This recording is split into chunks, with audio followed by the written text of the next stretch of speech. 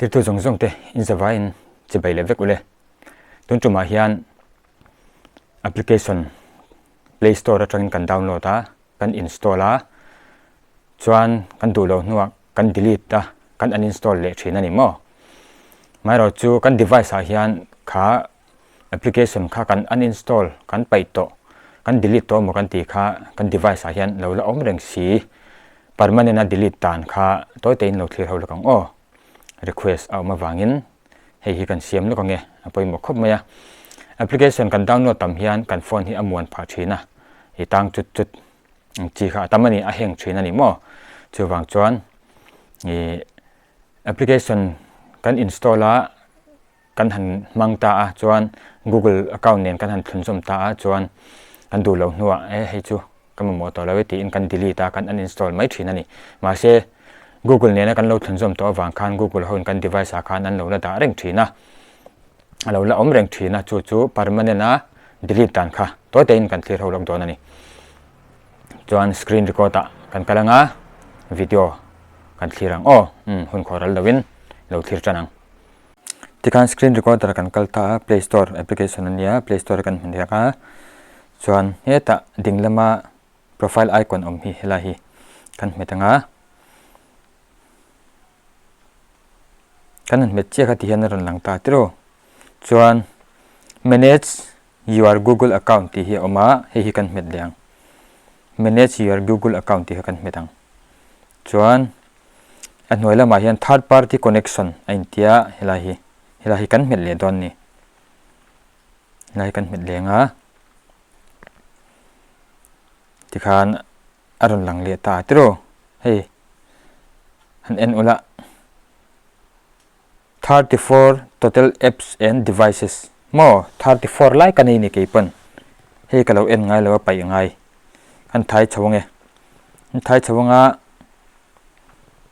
hey lo om tuk mai ni mo ka phone device lo om si ma se display emo home screen a lang mia si lo ni heng ho hi o nani pon lo ti chin do in nei nual mai the ni heng ho in delete vek don ni ma se kan man lai application pom thaw in man lai ang chi kha chu delete lo mai don ni o delete lo mai turani kan man lai ang chi ho ka heng ho ka mang mia lo wa home screen a po lang lo display a po lang lo lo om vet tapani Google account ne ka thun zom ni si mo heng ho jong kan pai thol vek don ni chuan permanent in heng hi kan pai don ani tam khop maya hey Woodcraft March ti hi kan metanga kan pai nge o permanent a delete dan ni poi mo khop mai chuan ti hian ron lang le ta delete all connection that you have with Woodcraft March ain ti hi mo delete all connection ain ti helai kan met mai don nia helai kan metanga tikan confirm ti hi kan metang an noilama mi hi confirm ti kan metanga kan meta ti han ran lang x hi me mai turani o x kan metanga kan pai ni mai you are no longer connected to Woodcraft March anti khamo kha hey om to mi lo en ula om to mi lawang YouTube on TV ti chung che om khania mo hey alang to mi lo hi mo ti khan permanent in delete ti na ni mai o chuan WhatsApp application le video editor le YouTube on TV ti hi chu ka man line ne hei chu ka delete lawanga ma se heng ho hi ka man mi lo ka phone home screen a po lang si lo helai lo om ve top kha ka delete vek ton ni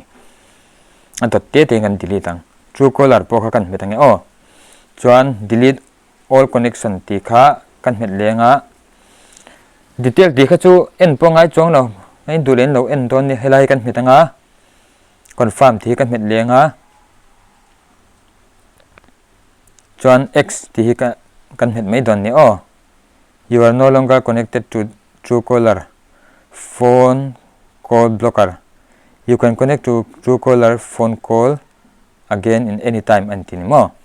ndu chuan in download le mai the ni kha Truecaller ti kha zong leng hey om to mi lo hi mo Truecaller ha ti khan permanent in ka delete ti na ni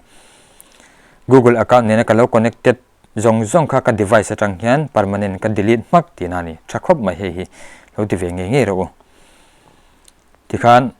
อาไว้กันเอ็นโดนจวนอะไรโดนตัวก็ยังเหมือนจะที่กันเอ็นที่หลังเจ้าอาบาคจินโลติไม่โดนนี่คอนฟาร์มกันเม็ดเลี้ยงจวน x กันเม็ดเลี้ยงที่ขันอันดิลิทไม่นี่จงสมทุมมาแล้วมันนี่สมทุมมาแล้วมาคอนฟาร์มกันเม็ดตั้ง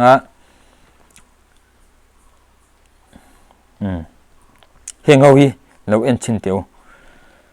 เฮ้ยฮีกันเอ็นงาจวนกับโฮมสกรีนอาคารเฮงเอาฮีอายังเงียเราGrassy Race ติเต Eagle Ride ติเต Drift Slum ติเตค่ะ Home Screen เฮียนอมเราเอ็นชินเราเฮ้ยอมเมียเรานี่ Home Screen หลังเมียเรามา second device เราอมทุกสีนี่เห็นเอ็นอุละEagle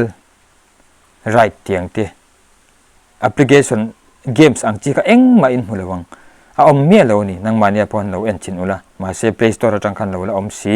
in device เราละอมเร่งสีขานี่ถ้าขับผ่านมันเนี่ยอินเรา delete ไงตอนเนี่ยอันนี้เราชวนอินโฟนกันติมวงเฮงตั้งจุดเตบอมเทนี่customize เลี้ยงเอ็นเรากังPlay Store คันเฮ้ย Grassy Race ตีเตค่ะอินหัวเมียเรา Drift Slum ตีเต Eagle Ride ตีเต Fun Code ตีเตอินหัวเมียเราบังยังเขาคือโฮมสกรีนอาคารมาเซ Play Store เฮียจวนเราละอมเรื่องนี้เฮงเขาจงอินเรา delete เวกตอนนี้permanent in delete ตอนที่นั่นนี่ customize เลี้ยงเฮ้ยเอ็งมาอมเราหิมgames เตียงจีค่ะเอ็งมาอมเมียเรานี่เฮ้ย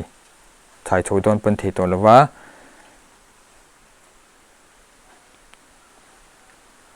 ถ่ายทากตอนพวกเขาที่ตัวเราว่าถ่ายโชว์เลี้ยงถ่ายโชว์ตอนเป็นเหตุที่ตัวเรานี่อาบากีตัวเราเฮ้ย YouTube on TV ที่พวกเขาอินหัวเมียเราบังมาเซ Play Store device ค่ะจวน Play Store application ค่ะจวนเราอมเรื่องนี้ WhatsApp application InShot เตียงจีค่ะจวนทั่วข้างค่ะจวนไปเราไม่ตัวนี้ค่ะจวนอินลำมันไลน์นี่ค่ะจงเบรกันไปเลี้ยง delete กันเลี้ยง confirm กันเลี้ยง X กันเลี้ยงที่ขัน permanent กัน delete ที่นั่นไหมสมนิประเทศไลน์กันนั่นเองกันเลี้ยงconfirm X ขัน27 more กันเลี้ยง delete all connection อินดูเลยเฮลาฮีเราเชียร์ตอนนี้นังมาดี confirm กันเลี้ยงอินดูเลยให้เชียร์อุละ delete the connection that you have with Drift Slum อันเดียวอันนี้มี point important detail Drift Slum will no longer have access to your Google account อันที่ข้างให้เราเชียร์ไม่โดน X กันเลี้ยงเราเชียร์ตอนนี้ you are no longer connected to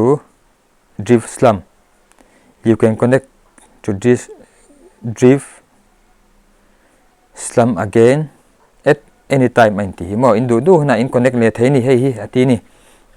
Play Store คันอินดาวน์โหลดเลยไม่โดนเนี่ยไม่เราจะตัวน่ะเราชวนกัน delete ทง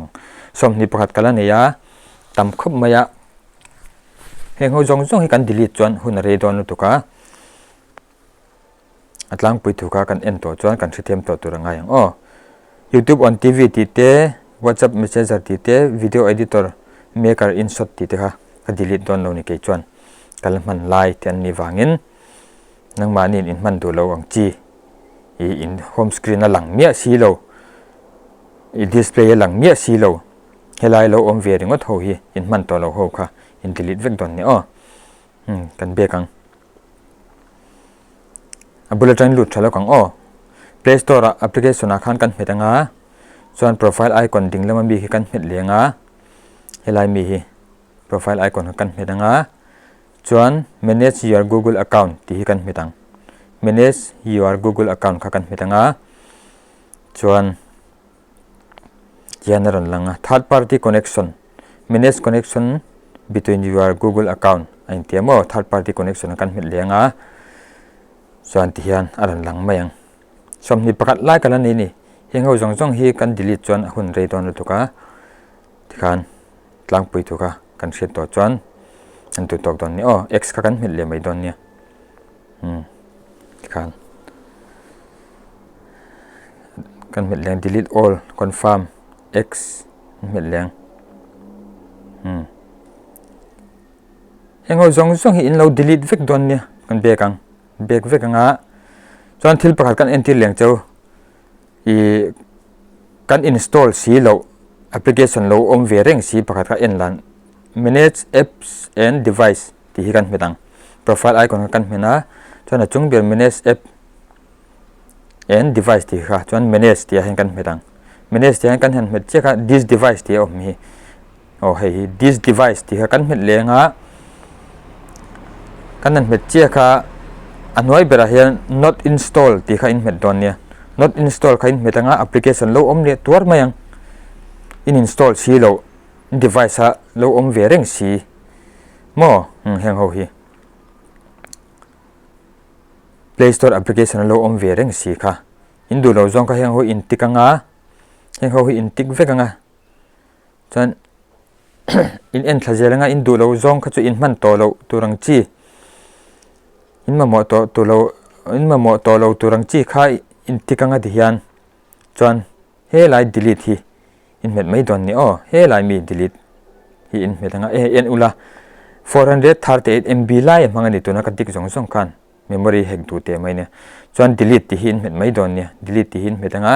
chuan in pai bo ni mai khang ho kha in install si lo application lo om ve ringot kha remove ti kha in met don ni remove vek don ni khang ho zong zong kha remove kan metanga chuan kan memory emo kan phone te po hi azan pha sot mayang remove ti kha me mai tur ni han 10 apps remove ain ti hi mo noi lama mi hei en ula 10 apps remove ain ti hi ti khan in du lo join lo pai mai don ne ole kati zong kha Play Store atang kan en the chu ni se ole kati zong kha application kan delete to emo kan ti kan phone device ha lo la om reng permanent delete dan toy te kan clear ho the chu ni se ka video hi thain ti a in tang kai pui ni chuan min lo like sakula min lo share sakula ka channel hi in tang kai pui zong in lok pui zong tha in ti zong alo ni chuan ani ngai chuan ti zong min lo subscribe sak torin clear to zong zong te ka so ma cheu tuna tan chuan kan du tok nga ale peka video kan mo turang chi he siam kat lo tum lenga thlir ho kan tum le don ni tuna tan chuan kan du tok nga thlir to zong zong te in za vain mang tha ve kule